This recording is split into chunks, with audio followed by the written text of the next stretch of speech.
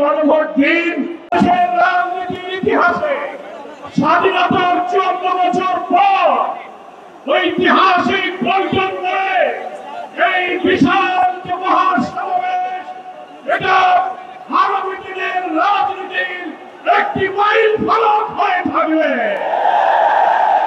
এটি মুসলিম উম্মার ঐক্য, দেশপ্রেমিক মানুষের জাতীয় ঐক্য। একটা কথার জন্য আজকে জাতীয় অপেক্ষা করছে একটি অবাধ সুষ্ঠু নিরপেক্ষ নির্বাচনের জন্য।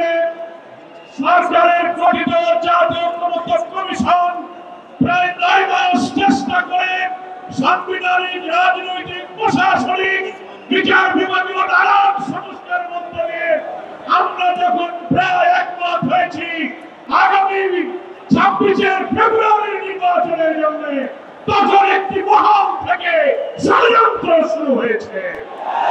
সেই ষড়যন্ত্রের সূত্র ধরেও আজকে দিল্লির ষড়যন্ত্রে আগামী 13 তারিখে শাটডাউনের নামে নতুন নাশকতার পরিকল্পনা করা হচ্ছে।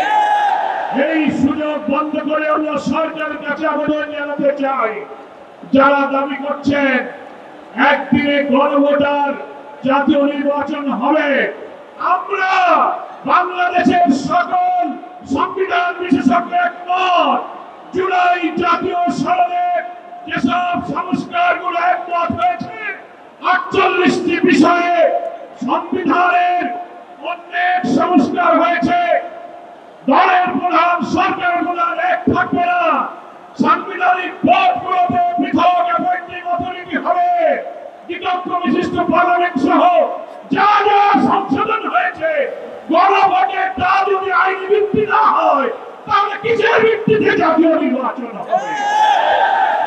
এই সরকারকে হাইকোর্টের আর্টিকেল 106 এর মধ্য দিয়ে রেফারেন্স সহকারে সরকারের বৈধতার কথা অনেকে বলেছেন, কিন্তু বাংলাদেশের সংবিধান বিশেষজ্ঞরা 106 সম্পর্কে আইনের বিতর্ক সৃষ্টি করেছেন।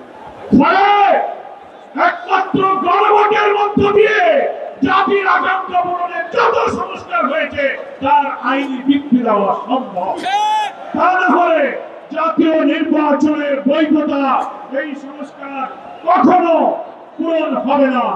আমাদের 5 দফায় এই মানবতা বিরোধী অপরাধী খুনিদের যে বিচারের জন্য আমরা দাবি করেছিলাম, আমরা ধন্যবাদ জানাচ্ছি। ট্রাইব্যুনালের বিচার প্রক্রিয়া এগিয়ে যাচ্ছে। যখন এই নভেম্বরে কিছু অপরাধীদের যখন রায়ের সম্ভাবনা, তখনই ফ্যাসিস্টরা বাংলাদেশ জুড়ে ককটেল গাড়িতে আগুন দিয়ে নাশকতার ষড়যন্ত্র করছে। আমরা বলতে চাই সরকারকে, স্বরাষ্ট্রমন্ত্রীকে, আমরা শুনছি ঢাকার হোটেলে হোটেলে সন্ত্রাসী অবস্থান নিয়েছে। আপনারা অভিযান চালিয়ে ফ্যাসিস্টদের থেকে গ্রেফতার করুন এবং অবিলম্বে আপনারা জুলাই সনদের আইনের ভিত্তির জন্য আগেই গণভোট দিন। তারপর ফেব্রুয়ারিতে জাতীয় নির্বাচনের তফসিল ঘোষণা